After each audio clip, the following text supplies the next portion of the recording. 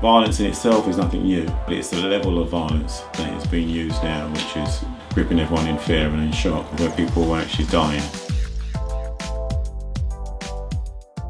John was walking in the park on his way to meet his friend to go to the movies. But what he didn't know was that because he bought some drugs off a dealer in his area and didn't pay the dealer back, the dealer got angry and wanted his money. So he told some guys to beat him up for a warning. When John saw that he was being followed, he was thinking he was going to get robbed, so he tried to run away. But the two guys caught him. John tried to fight them off, and because the bad guys didn't want to get caught, they decided to stab him, so he wouldn't tell the police. After they stabbed him, they ran away and left John on the floor. A passerby sees John on the floor and tries to help him by calling an ambulance, but it was too late. It is a case where people's lives have been severely curtailed because of that one moment of madness, that one moment where they haven't stopped to think.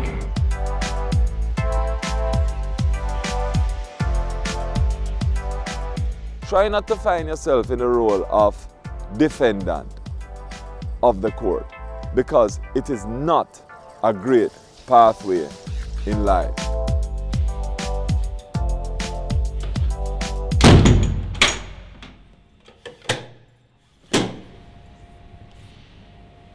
Most of them got kicked out of school and that, so they just want to just make money. Like they don't really want to cause no trouble. It's not even about like causing trouble and stuff like that. To them it's just straight money and some fast lane in it to get rich quick.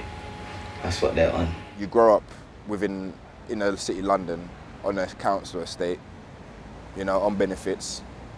You know, there's not much choices you have to make apart from try your best to get out of that situation, you know. And young people basically get that mistaken by going to sell drugs to try get rich or die trying scenarios. You know, it doesn't work. I went to prison, I done the whole gang thing, sold drugs. Now I came out of prison and I decided to change my path. Young people need to understand that the system's there for them to help them and for them to even move out and to disengage from type of gang lifestyle.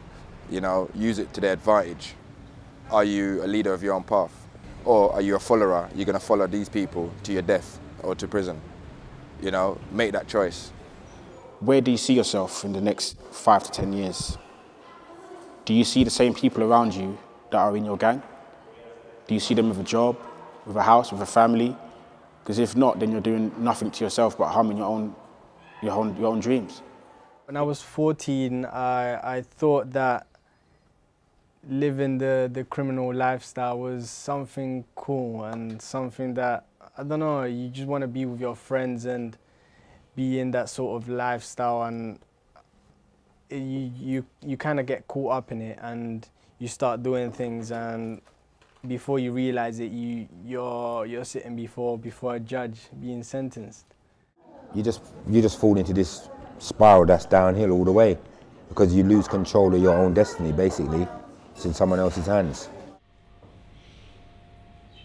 I worked in Felton for 18 months, and while I was in there, you had 8 young people serving life sentences. So that's 8 young people under the age of 21 that didn't know when they would be released. I had a young guy in there who was aged 18 who was serving a life sentence, and his recommendation was that he served 19 years.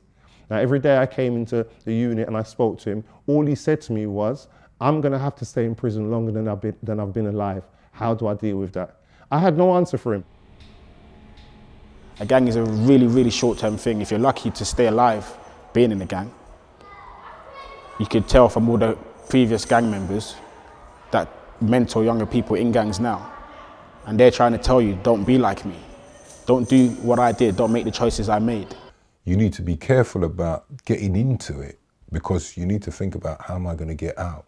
If I need to get out, usually the only way to get out is to leave, like move completely away from them, because most people who run gangs are intensely paranoid, and they have to, because what they're doing isn't legal. If you know that your friend's going to stab someone and you know how he is in that, and then say like you didn't do nothing but you know you're going to stab him and you're trying to stop it, and then it still happens, I don't think that you should really get in trouble for that. You see something taking place, you're not involved, but you're still there watching. Yeah, that makes you involved.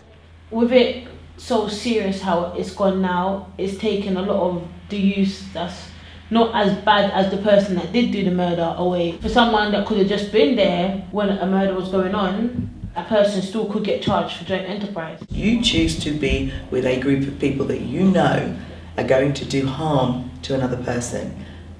But sometimes you don't know. Listen, at any point you could have walked away.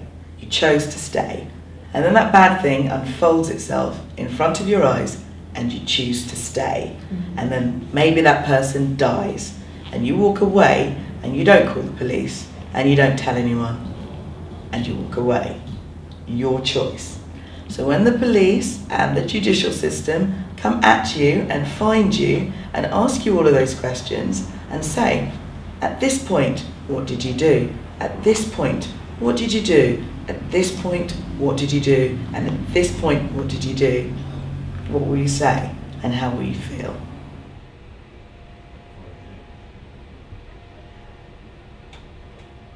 You leave grandmas, granddads, mothers, fathers, sisters, brothers, auntie, uncles, not even to mention children and friends, and you know, there's so much trail of destruction when one person dies.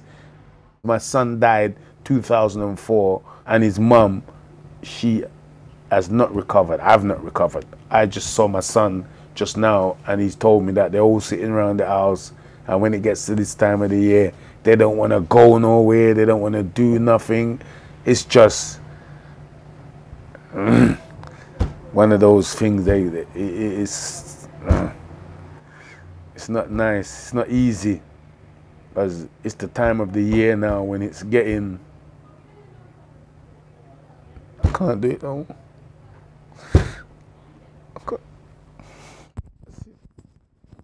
I actually stopped it just now because of the emotions, but then if what I'm saying can stop even one person from picking up a gun to shoot another man, then I'll be happy. If you keep yourself out of the gang, of the postcode gang thing, then you're out of it, really. But if you put yourself in it, then you're just digging a hole for yourself. One road separates two postcodes, literally, in Hackney. My mum moved from that area to this area. Then I started getting involved with these guys on this side of the road. Two of my friends had a fallout. Two of my close friends had a fallout. One killed the other. Now, that became a problem to me because what do I do with that? You see what I'm saying? Everyone else is taking sides already, but I'm still sitting in the middle. They never accepted that this is the game and this is what it carries, you know? So, since then, since I was, 16, there's been a conflict in Hackney between both areas. And to this day now, that conflict hasn't finished. Now, because, why? You've got the older generation, like myself, has moved out of Hackney, starting a new life, while the younger generation's coming up underneath us, continuing with that conflict. You see what I'm saying? Because you've got certain individuals that are gaining from that conflict, so they'll keep that fueling for as long as possible. When I used to be 13, 14, I used to roll with all the youngers and all the tinies and everything, innit? There used to be more of us, but now everyone's either going to prison, getting sent back home, or dying. I knew this guy from a young age, and he got sentenced to 15 years in prison, and throughout that time I've gone to college, I've gone to university, I've graduated, and he's still in there, and I just see it as a waste of a life. A lot of guys, when they come out of prison, they're lost. That's why they call them institutionalized. You get, they come out, they don't know what to do, they don't know where to start themselves off, they don't know what to think. You can count out of 10, maybe 3 that will come out and have that progression to do something successful. Well, the criminal record is one of the worst things that can happen because, like me, mine followed me from 16.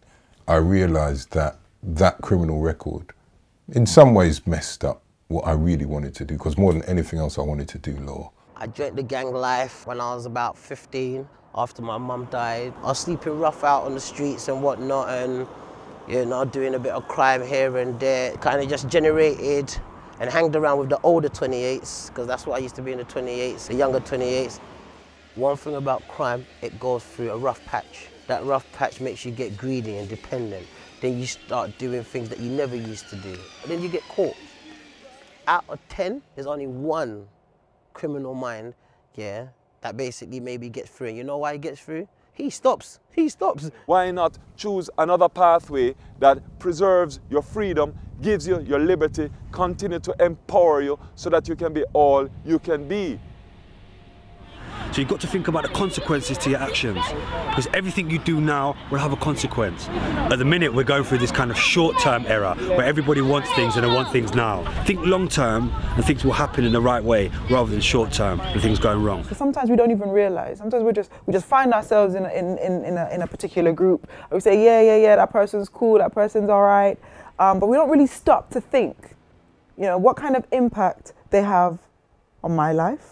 What kind of impact may they have, and you know, how influential they are. It's so easy to get sidetracked into the wrong route. We have so much potential, but we don't understand sometimes. So I try and steer them in the direction of maximising the opportunity and fulfilling their potential. I've seen the development in loads of young kids into not just better players in terms of football, but better people in terms of people for the community. I help out at the youth centre, Knights Youth Centre, trying to keep the kids positive. You know, my family's always been on the streets. You know what I'm saying? I think people see a lot of the kids nowadays and they just got a lot of negative thoughts about them. And at the end of the day, a lot of the kids, you know, I wouldn't even say they need love, I'd just say they need a lot of direction, you know, and a lot of activities to do. You know what I mean? Because if you ain't got things to do, you always look for something to do. It's all about education. Education's the key. And remember, I'm not saying to a youngster, go to school and get educated. I'm saying what educates you, what's going to help you for your future, that's what you need to educate yourself in. So it might not be academic. It might be you can't grasp the academic, but you're skilled at something. So let's explore where your natural talents lie. And let's enhance those natural talents. Let's hone them so that they're sellable. You always have to put yourself in a state of mind where do I want to be in a certain amount of time? Where do I want to be in 5 years' time? And you have to set yourself goals and strive for them and actually do something about it, not just wish and pray. Find out what you're good at, develop those things, and lend those skills to build society. And if you're not happy with the way society is, then change it.